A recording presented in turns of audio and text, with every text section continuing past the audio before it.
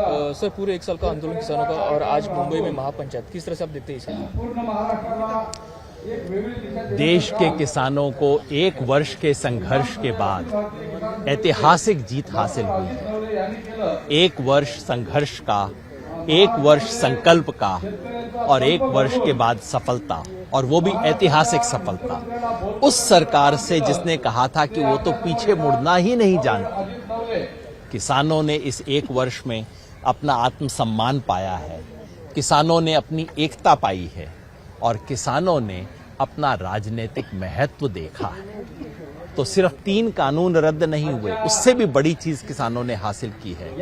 और ये जो किसानों को शक्ति मिली है, जो आज हम महाराष्ट्र में देख रहे हैं महापंचायत में, इस शक्ति से किसान और भी बहुत कुछ हासिल करेंगे। इसलिए हम स्पष्ट कहते हैं, हम इस प्रधानमंत्री की घोषणा का स्वागत करते हैं। साथ ही साथ हम याद दिलाना चाहते हैं प्रधानमंत्री जी को कि हमने केवल ये एक मांग नहीं की, हमने पहले दिन से 2 बात कही थी। हमने कहा था, प्रधानमंत्री जी आप जो जबरदस्ती हमें गिफ्ट दे रहे हैं, सौगात दे रहे हैं, ये वापस ले लीजिए और इसके बदले हमें वो दीजिए जो हमें चाहिए।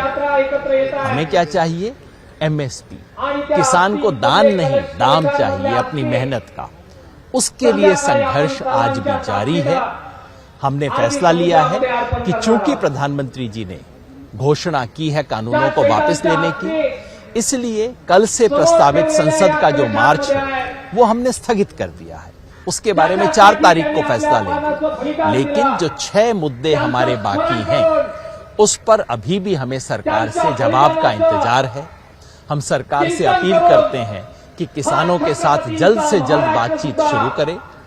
जैसे ही संतोषजनक जवाब हमें मिलता है, आंदोलन का ये दौर समाप्त होगा। संघर्ष जारी रहेगा, लेकिन संघर्ष का ये स्वरूप नहीं रहेगा। हम इंतजार कर रहे हैं सरकार के जवाब का। सरकार का कहना है कि तीनों कानून अगर पीछे लिए गए तो अभी आंदोलन क्यों, किस क्या वजह? आंदोलन इसलिए जारी है कि हमने पहले दिन से केवल 3 कानून की बात नहीं कही। हमने कहा था ये 3 कानून वापस लो और हमें वो कानून दो जो हमें चाहिए, यानी कि न्यूनतम समर्थन मूल्य की कानूनी गारंटी हमें चाहिए। किसान सरकार की दया पे निर्भर नहीं रहना चाहता। किसान चाहता है कि उसको उसकी फसल का पूरा दाम मिले, गारंटी से मिले और प्रभावी तरीके से मिले। वो आज नहीं मिल रहा, महाराष्ट्र में नहीं मिल रहा। महाराष्ट्र में चाहे आप मक्का की फसल देख लीजिए, मूंग की, उड़द की, चना की, सोयाबीन की, किसी पे MSP नहीं मिल रहा। इसलिए हम चाहते हैं कि इसका कानून बने। और प्रधानमंत्री जी से ये सवाल हमने पहले दिन से किया, ये आज नहीं उठा रहे हम। बातचीत जिस दिन शुरू हुई उस दिन से हमने इस सवाल को उठाया है। प्रधानमंत्री जी से भूल गए, हम थोड़े ही भूल जाएंगे। हमारे साथियों के विरुद्ध मुकदमे हैं, जेल में हमारे साथी पड़े हैं, उनको छोड़ के तो हम नहीं जाएंगे। इतने किसानों की शहादत हुई है, उनके लिए कोई मुआवजा, पुनर्वास व्यवस्था किए बिना तो हम नहीं जा सकते। ये सवाल बाकी है। जैसे ही सरकार से इनका संतोषजनक जवाब मिलता है, हम आंदोलन के वर्तमान स्वरूप को स्थगित करके आगे बढ़ेंगे। MSP होता हुआ दिख नहीं रहा है, तो अभी आगे की आंदोलन की दिशा क्या होगी? मैं समझता हूं कि MSP की हमारी मांग तो केवल वही मांग है जो श्रीमान नरेंद्र मोदी ने 2011 में उठाई थी, जब वो गुजरात के मुख्यमंत्री थे।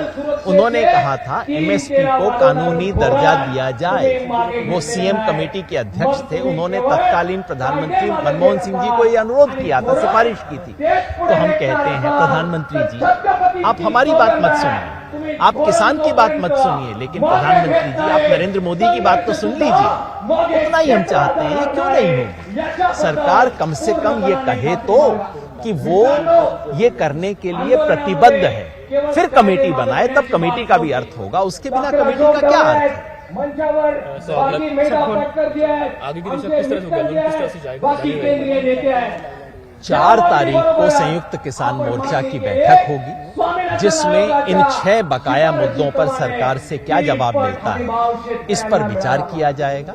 अगर सरकार का जवाब संतोषजनक है, मैं नहीं कहता 100% हो, संतोषजनक जवाब हो, बातचीत तो हो, अगर ऐसा होता है तो जाहिर है हमें सड़क पे बैठने का शौक नहीं है, हम उठेंगे, अपने अपने गांव वापस जाएंगे। और अगर सरकार हठधर्मिता पे है तो किसान को भी संकल्प आता है। लखीमपुर की भी घटना जो है ऐसे में उस संदर्भ में भी आपकी तरफ से कुछ मांग जो है वो होने वाली है क्या? इसमें शहीद किसानों को मुआवजा दिया गया है, फिर भी आगे की आपकी मांग किस तरह से? लखीमपुर खेरी घटना के बारे में सबसे बड़ी मांग ये है कि उस घटना का जो सूत्रधार है अजय मिश्र टेनी, उसे बर्खास्त किया जाए, उसे गिरफ्तार किया जाए। 120B का केस उनके खिलाफ है, चूंकि उनके बाहर रहते तक इस केस की स्वतंत्र जांच नहीं हो सकती, इस केस में न्याय नहीं हो सकता। इसलिए हम चाहते हैं कि उनको बर्खास्त और मंत्रिमंडल से बर्खास्त किया जाए और उनको गिरफ्तार किया जाए। आज उन्हीं शहीदों को याद करने के लिए हम यहाँ मुंबई में इकट्ठे हुए हैं, उनके अस्थि कलश को विसर्जित करने के लिए हुए हैं, क्योंकि आज वो पूरे देश का मुद्दा बन चुका है। एबीपी माझा, उघडा डोळे बघा नीट।